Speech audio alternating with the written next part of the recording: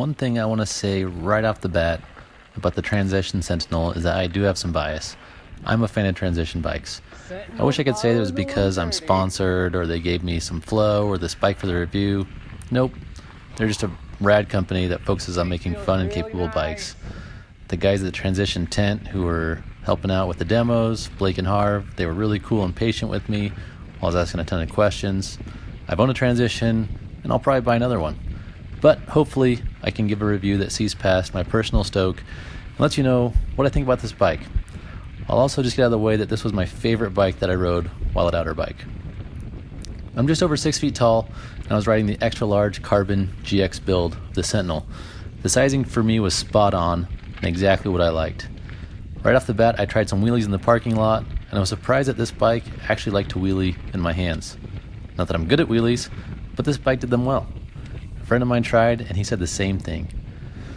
More than any other bike of the weekend, I felt like this bike was just a part of me. It did exactly what I wanted it to do. Whereas the Yeti SB100 was really fast and almost telepathic with how quickly it could change direction and move around, the Sentinel was a little bit calmer. The nuke-proof Mega was kind of to the other extreme. The Sentinel still moved around great underneath me, and I was still able to go into corners, through corners, without any issues. I felt like the suspension travel was perfect as well. Not so much that it muted out everything, but engaging enough. I feel like it's kind of hard to put your finger on exactly why you like something sometimes. Like when there's that girl or that guy who just really strikes your fancy, and you don't exactly know why. You just feel it. That is something kind of like what this bike was for me. I still don't know exactly what it was about the bike that I loved, but it just felt great. It could be the SBG, it could be the part spec, it could be different parts of the Geo. I really just think it's the overall package of what makes this bike great.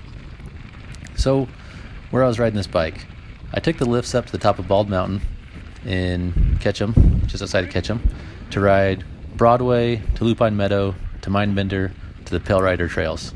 So they're all pretty much beginner trails. Pale Rider says it's a black diamond, but I mean, is it really? So I rode it on some pretty mellow trails. And how did that work out for me for such a bruiser of a bike?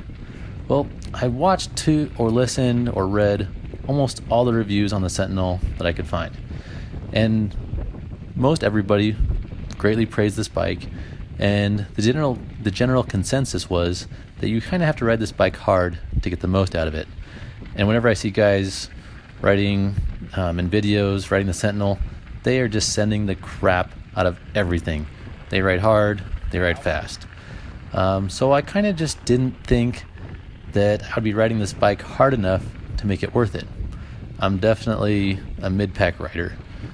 But even despite me not being able to send it like these other guys, it was still such a fun bike.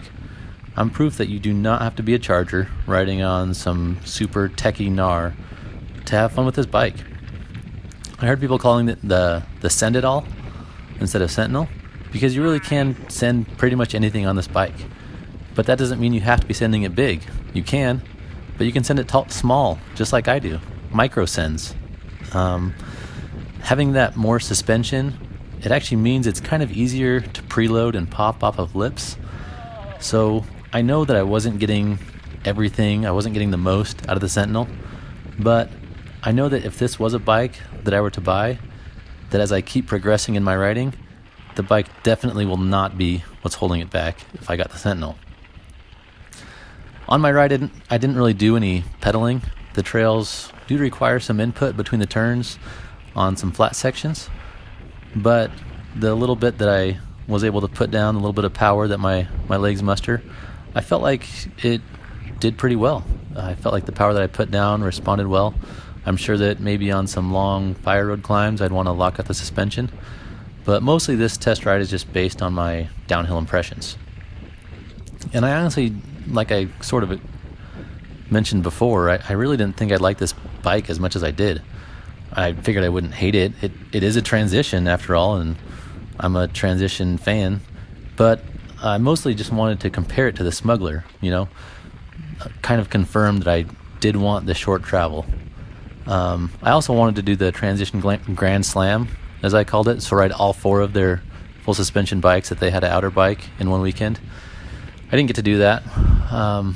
But I was really thinking going in that I was going to be using the Smuggler as my next bike, that I was just going to love that bike and it'd probably be perfect for the Boise trails where I ride. So I was actually going, instead of getting the Sentinel, I was going to get the extra large Smuggler, but it was out. Somebody was already riding it, so I got the Sentinel instead. And riding a bike with this much travel and this aggressive of geometry does make riding a little bit less challenging, for sure. Maybe a little bit easier, but I think that can be nice. I have a lot of fun on more engaging bikes. The Yeti SB100, that was a super fun bike to ride. Or I had hardtail for a while, or my current bike, which is a rigid 29 plus bike. Those are all very engaging bikes. You have to really be on your game when you're riding those, and I enjoy that a lot. I enjoy that it makes you do so much of the work. A couple of years ago, I spent a lot of time trying to decide which style of bike that I preferred. And at the time I decided, you know what, if I had to choose one bike, I want it to be an engaging bike. So that's what I ride now. That's all I ride is my rigid bike. But after riding that for several months now, I've come to the conclusion that what kind of bike I want to ride just depends. It depends on my mood, it depends on the day, it depends on the trail, and it even depends on the people that I'm riding with. I know that you can ride pretty much any bike anywhere. But the question is, what feeling do you want to get out of the bike? I believe that that's what I need to nail down, or what I needed to nail down. And so that's why I'm kind of shopping for a second bike. I realize that having a second bike is just a total luxury, but it'd be nice to have a different bike for a different day depending on what sounds fun. So I was talking to my wife about this bike and the ride and how much I liked it. And she asked me some questions. And one of them was, do I like the trails that I was riding on, or do I like the bike? So this was the only time I got to ride down Broadway Trail, and that was just so beautiful. Yeah, it was really hard actually to pay attention to the trail because I kept looking back and forth at just how beautiful the views were. So that definitely didn't hurt. But most of the other trails that I rode, I'd ridden with other bikes, and still the Sentinel was the most fun. I enjoyed it the most out of all of them. Then she asked me, was it just that it had really good parts on it? And the parts it had on it were great. I don't know if I would change anything out. The only thing that I'm not a super big fan of is this doesn't have the 1x remote for the dropper lever for the RockShox reverb. It has the old style push button, which it works, but it's not great. So that's kind of annoying, but nothing that I would have to rush out and change right away. So the components were good, but there was nothing amazing about them. It was a Fox Performance suspension, and I rode factory suspension this weekend, and while that stuff was better, I'd be in no rush to change that out. So the components were good, but I don't think that was what made the bike really special either. It was something else. For me, this bike would just fill that gap of what I'm looking for that my current bike doesn't provide. It's aggressive, it's fun. I know that some people would say, hey Tyler, you chump, you weren't even using all your travel. You know, you're riding this big long travel bike on these really mellow trails in Boise. But I don't think that even matters. If you guys have checked out this YouTube video called MTB Telly, he has a good video about using all your travel. I'll link it below. But basically, you shouldn't be using all of your travel on a normal ride. If you're using all your travel on a normal ride, that means your normal ride, you're probably going big every time. And so you should always have a little bit of travel in reserve for when you do have those big hits. So I wouldn't care that I wouldn't use all my travel on every ride. That'd be fine.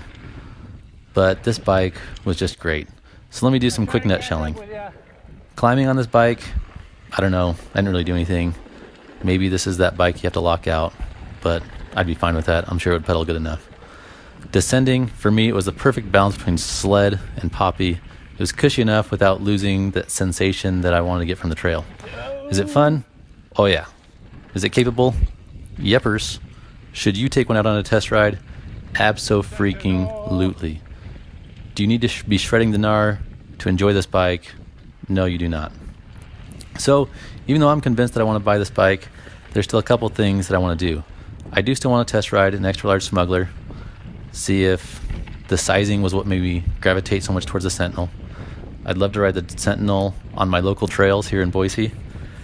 I'd like to test ride the Alloy Sentinel GX build that has a little bit nicer part spec, but with that slightly heavier frame because it's alloy.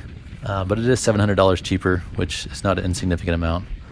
I'd also like to ride a Gorilla Gravity Smash. That bike seems like it'd be very comparable, but also a very cool company. They make their bikes in-house in Colorado, so I think that'd be a sweet bike to check out before I pull the trigger on a Sentinel. The last thing I'd have to do is just find $5,000, which will probably be harder than the first 4 things. So if you know anybody who's handing out fat stacks of cash, please let me know. Nice, dude. So now I have a major issue. Spend more money? I don't want to ride any other bikes.